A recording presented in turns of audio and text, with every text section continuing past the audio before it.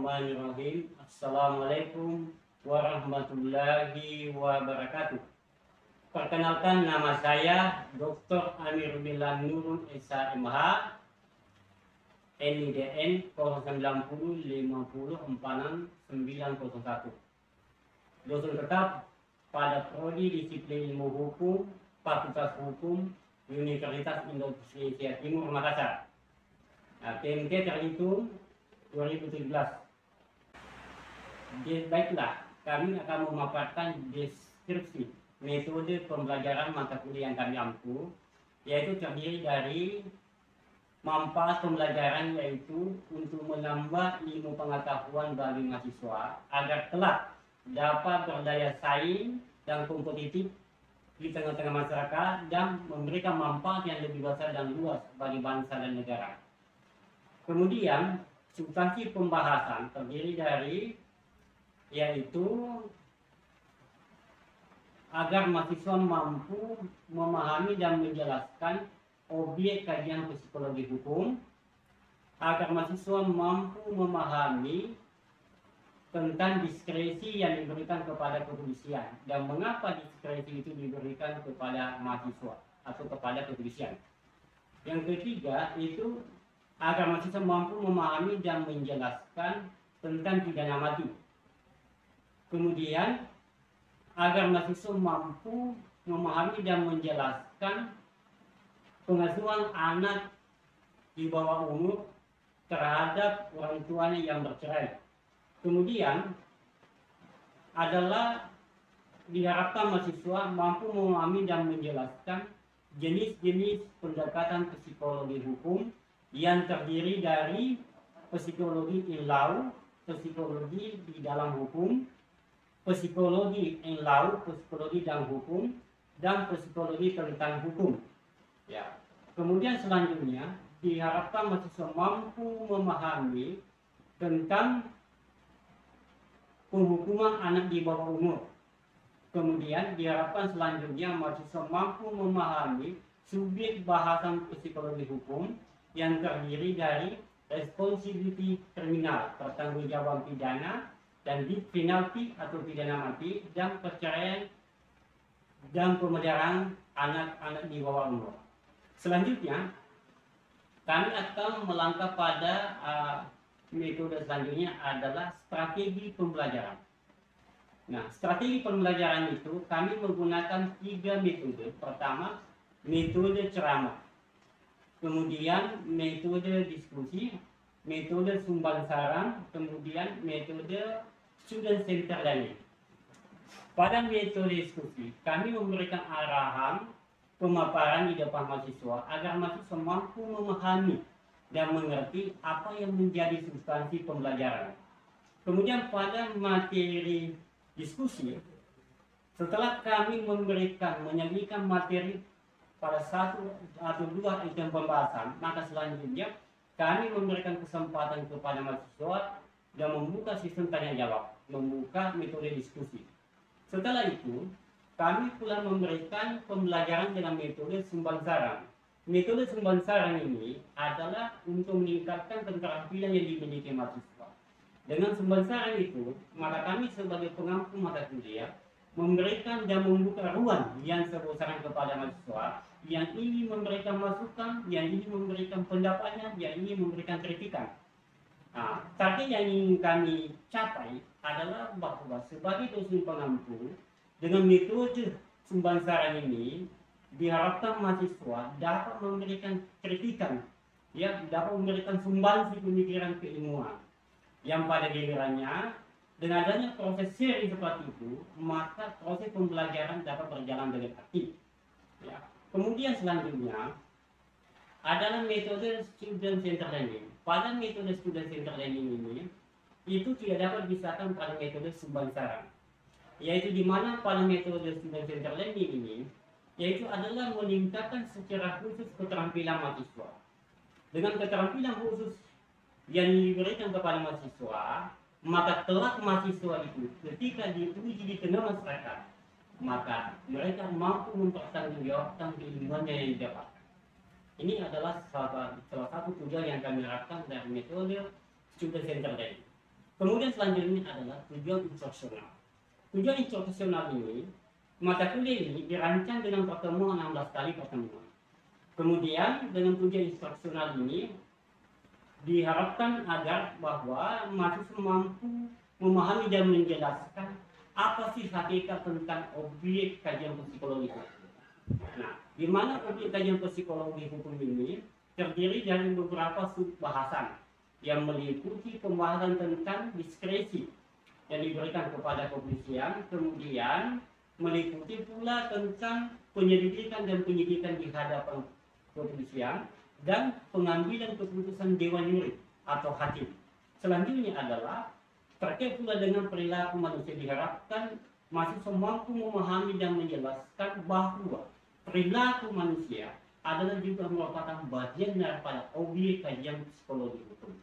Nah, kemudian selanjutnya setelah kesemua proses itu, maka kami sebagai dosen pengampu akan memberikan tugas kepada mahasiswa secara mandiri. Minimal 2 atau 3 kali kami berikan tugas. Dengan tujuan agar supaya tugas yang kami berikan kepada mahasiswa dapat mereka melakukan penelusuran literatur. Ya, dengan melakukan penelusuran literatur, maka akan menambah referensi materi yang didapatkan oleh mahasiswa karena tugas-tugas yang saya berikan, yang pada gilirannya akan berimplikasi dengan materi-materi referensi yang didapatkan mahasiswa itu, maka dapat memperkaya hasanah keilmuan baik kepada mahasiswa itu sendiri maupun kepada dosen pengajar. Nah, itu adalah tugas-tugas manfaat yang kami berikan. Kemudian selanjutnya adalah setelah memberikan tugas, maka selanjutnya kami akan memberikan metode kuis. Metode kuis ini adalah metode yang bersifat interaktif. Kami berikan metode kuis ini pada pertemuan kelima, keenam, dan ketujuh. Karena pada metode pertama dan kedua, ketiga adalah merupakan materi pokok. Nah, selanjutnya metode pembelajaran selanjutnya setelah dengan metode itu, pembahasan itu, maka selanjutnya adalah kami akan mengadakan ujian tengah semester. Ujian tengah semester ini itu adalah berjalan sesuai dengan kalender akademik dengan metode yaitu metode esai dan evaluasi. Kemudian selanjutnya adalah ujian akhir semester. Nah, ujian akhir semester ini itu kami berikan dengan metode evaluasi atau metode lainnya. Nah, setelah kesemua itu dilewati, maka selanjutnya tibalah pada capaian pembelajaran. Capaian pembelajaran ini adalah sebagai prestasi mahasiswa yang merupakan penilaian akhir dari kami sebagai dosen pengampu, di mana kami memberikan bobot penilaian. Yang bobot penilaiannya itu kami presentasikan, yaitu adalah terdiri dari kuis kami berikan nilai 15%, ujian tengah semester kami berikan nilai 20%, kemudian ujian terstruktural kami berikan nilai 20%, kemudian ujian akhir semester kami berikan bobot nilai dengan 40%. Sehingga jika ditotalkan maka keseluruhannya bernilai 100%. Nah, kemudian di samping metode pembelajaran itu dengan yang telah kami paparkan itu, maka ada metode lain sebagai penunjang di dalam memberikan penilaian kepada mahasiswa, yaitu adalah kami nilai kedisiplinan mahasiswa pula, akhlak, etika, dan moralnya. Artinya, sekalipun mahasiswa itu mempunyai nilai pada kuis bagus, ujian tengah semester bagus, ujian akhir semester bagus, tetapi manakala kedisiplinannya kurang bagus, terlebih mental, moral, dan akhlaknya kurang bagus, maka itu turut mempengaruhi nilai yang didapatkan oleh mahasiswa. Kenapa? Karena akhlak dan moral itu merupakan karakteristik yang harus dipegang oleh mahasiswa di dalam melakukan dan bersosialisasi kelak di tengah-tengah masyarakat. Ketika akhlaknya buruk, maka cerminan bahwa mereka tidak bisa menjadi pemimpin ke depan. Setelah pemaparan deskripsi metode pembelajaran yang telah kami paparkan tadi, maka selanjutnya untuk memperjelas materi perkuliahan yang telah kami berikan, silakan simak pada video berikut kami. Bismillahirrahmanirrahim. Assalamualaikum warahmatullahi wabarakatuh. Waalaikumsalam warahmatullahi wabarakatuh. Baiklah anak-anak sekalian, pada kesempatan ini kita akan belajar mata kuliah psikologi hukum. Mata kuliah psikologi hukum ini terdiri dari berbagai subbahasan. Dan subbahasan dari materi psikologi hukum ini itu menarik untuk dikaji sebagai bahan ke depan di tengah masyarakat. Oleh karena kajian materi psikologi hukum ini sangat aktual, fenomena di tengah-tengah masyarakat. Baiklah bahwa pembahasan materi psikologi hukum ini diantaranya adalah diskresi kepolisian, kemudian yang kedua adalah hukuman mati yang terjadi di belahan dunia maupun yang terjadi di Indonesia. Kemudian selanjutnya adalah hukuman. Jadi kita akan melihat satu persatu apa dan seperti apa diskresi. Kalau kita membahas tentang diskresi, maka yang melekat di dalam diskresi ini adalah kewenangan. Kewenangan dalam hal ini adalah kewenangan yang dimiliki oleh aparat kepolisian untuk melakukan diskresi. Tentu di antara kita ada yang bertanya, mengapa aparat kepolisian itu memerlukan atau diberikan kewenangan untuk melakukan diskresi? Ya. Baik, kita akan melihat anak-anak sekalian, bahwa diskresi itu adalah tindakan yang dilakukan oleh kepolisian dengan seketika yang sifatnya emergensi harus dilakukan untuk memproteksi keselamatan dirinya atau untuk memproteksi nyawanya dalam melaksanakan tugas. Misalnya, saya bercontoh, sebutlah misalnya polisi yang bernama Mr. X sedang melakukan tugas di lapangan, di mana memergoki, sebut juga namanya misalnya Husni, sedang melakukan serangkaian kejahatan perampokan, bahkan membunuh korban.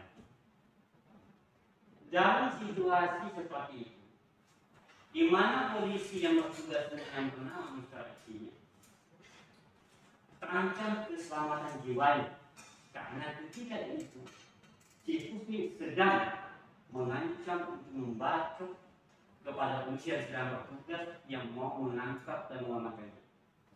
Dalam situasi seperti itu, maka polisi yang bertugas ini adalah melakukan dan harus melakukan tindakan diskresi. Nah, tindakan diskresi yang harus dilakukan di sini adalah harus mengambil keputusan dengan seketika untuk mengambil suatu tindakan. Karena tidak punya lagi waktu untuk memikirkan, menghubungi atasannya, menghubungi rekan sejawat sesama polisi. Kenapa? Karena ketika dia menghubungi atasannya, menghubungi rekan sejawatnya, maka dia akan dibunuh oleh si penjahat ini kan, oleh si polisi. Ya, karena ada waktu dia untuk berkontak. Sementara ini berada dalam keadaan yang emergensi, yang tidak perlu lagi ada waktu untuk mengontak karena nyawa yang terancam kan, sehingga dia harus melakukan tindakan diskresi. Nah, tindakan diskresi apa yang harus dilakukan? Dia harus segera melumpuhkan si penjahat, dia harus melumpuhkan si perampok, dia harus melumpuhkan dengan menembak tadi agar supaya berhenti melakukan pengancaman. Ya. Nah itu namanya melakukan tindakan diskresi. Nah, pertanyaannya kemudian, apakah memang polisi memang dibenarkan untuk melakukan tindakan diskresi? Tentu tidak ada yang bertanya seperti itu kan? Kalau misalnya penjahat yang ditembak ini tiba-tiba meninggal, pasti juga ada berpandangan, apakah hal itu tidak melanggar hukum? Ya kan? Tidak melanggar HAM. Nah, dalam konteks hukum kita, bahwa aparat kepolisian di dalam melakukan tugas yang sedemikian itu dilindungi oleh kotak kepolisian dan dilindungi oleh peraturan hukum. Kenapa? Karena sifatnya emergensi, sifatnya dalam darurat. Nah, di dalam pandangan psikologi itu, ini berada pada optik psikologis yang emergensi atau berada dalam situasi yang spesifik, sehingga tindakan yang sifatnya diskresi itu harus dilakukan oleh polisi. Justru sebaliknya, ketika kepolisian atau aparat yang bersangkutan yang bertugas di lapangan tidak melakukan tindakan diskresi pengamanan dirinya, maka patut dipertanyakan polisi yang bersangkutan apakah memahami diskresi atau tidak, ya? Yang kedua, apakah mereka bekerja secara profesional atau tidak, ya? Kenapa? Karena sebagai petugas yang memahami diskresi, maka harus dia menjalankan tugas secara profesional. Salah satu indikator dikatakan menjalankan tugas secara profesional adalah polisi sudah menjalankan diskresi. Nah, ketika dia tidak menjalankan diskresi, maka tentu juga paling pertanyakan polisi itu mengerti tidak yang namanya soal diskresi itu satu. Kemudian kedua, objek bahasan kita yang terkait dengan objek yang psikologi hukum itu adalah terkait dengan hukuman mati. Nah, ini tentu menarik juga untuk dikatakan, karena masalah hukuman mati ini juga terkait dengan hak asasi manusia, ya kan? Terkait dengan hak asasi manusia.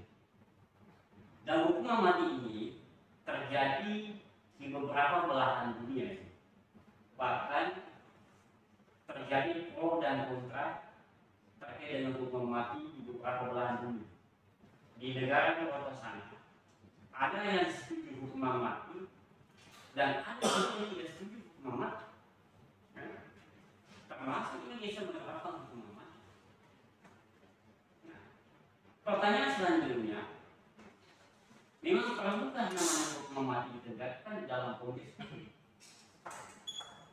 Maka jawabannya perlu dan tergantung dengan konstitusi yang diambil oleh suatu negara.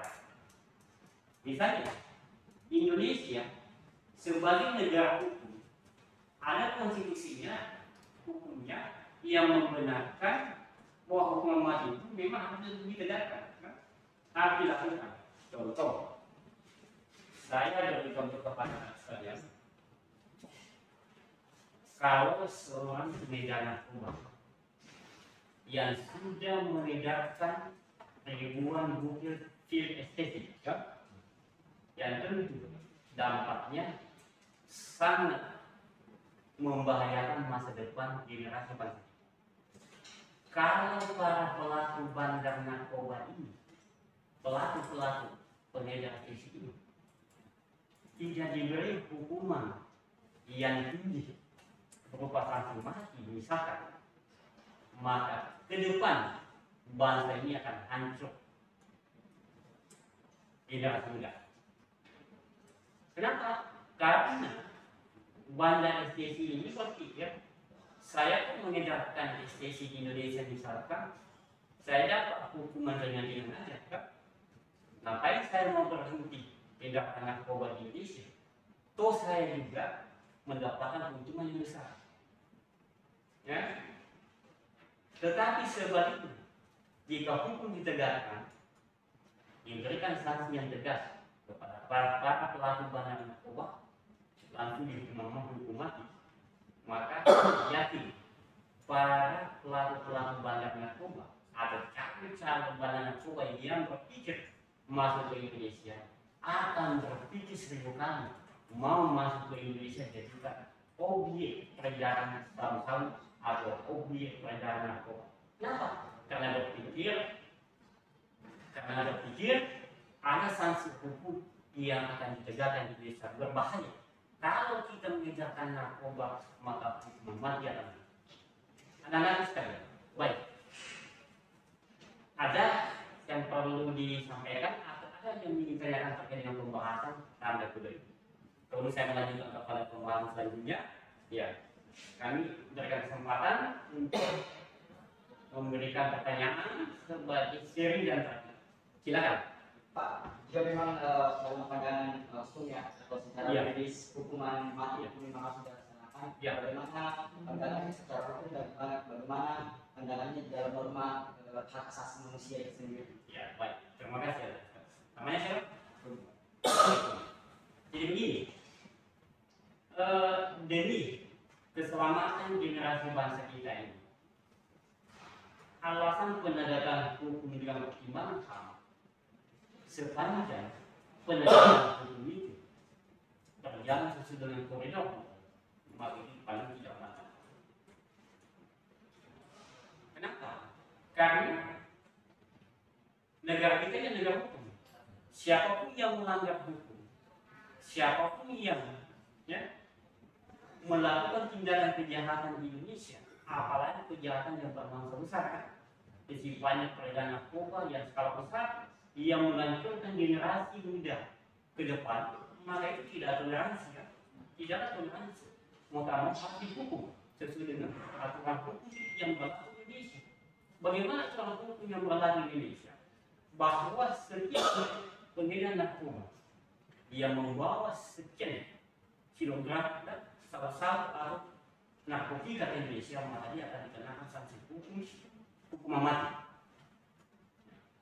Tentu ini adalah norma hukum yang berlaku di Indonesia, aturan hukum yang berlaku di Indonesia.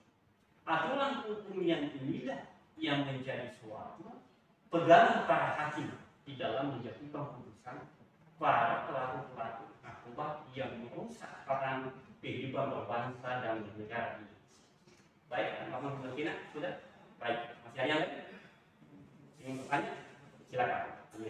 Jelas ada suatu keadaan Pak yang mungkin di lapangan pada saat ada yang mengedarkan narkotika psikotropika atau zat aktif lainnya, dan ketika didapati kepolisian tersebut yang ternyata campur tangan atas pengedaran tersebut, apakah pihak kepolisian juga dapat ditetapkan sebagai hukum tersebut? Iya, kalau didapatkan di lapangan ada bukti faktual dan nyata di mana para pengedar narkoba ini ada sindikat kerjasama dengan aparat kepolisian misalkan, maka aparat kepolisian itu perlu ditindak.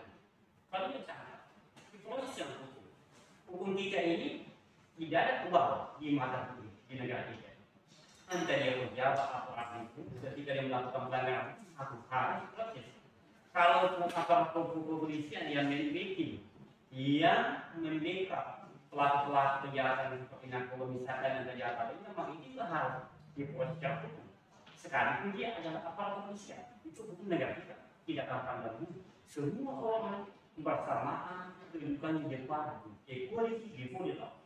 Siapapun, entah dia pejabat bukan pejabat, sama kedudukan di depan. Sehingga ketika dia melanggar hukum, maka konsekuensi hukumnya dia harus mempertanggungjawabkan perbuatannya di depan. Ya kan begitu? Masih ada? Namanya siapa? Minta lain. Tapi bagaimana itu Pak dengan soal suap menyuap? Itu juga jelas. Kalau ada suap menyuap itu pelanggaran hukum. Kalau yang menyuap aparat biasa dan yang disuap aparat negara, aparat kepolisian apa, itu tak ada hukum. Baik yang disuap maupun yang menyuap, menerima suap, tetap ada hukum. Artinya, yang menyuap dan menerima suap harus juga diproses hukum. Kenapa harus diproses hukum? Karena perbuatannya melanggar hukum, ya kan? Kan tidak boleh dong. Ya, ada proses menyuap di dalam kehidupan berbangsa dan negara ini. Apalagi yang notabene aparat kepolisian atau aparatur negara, aparatur pemerintahan dalam menjalankan tugasnya menyuap misalnya para petugas supaya dia dari proses itu juga harus diproses hukum. Tidak boleh, tidak boleh. Negara kita ini negara hukum, Pak. Tidak boleh ada melakukan tindakan-tindakan yang sifatnya bertentangan dengan hukum di dalam bingkai negara.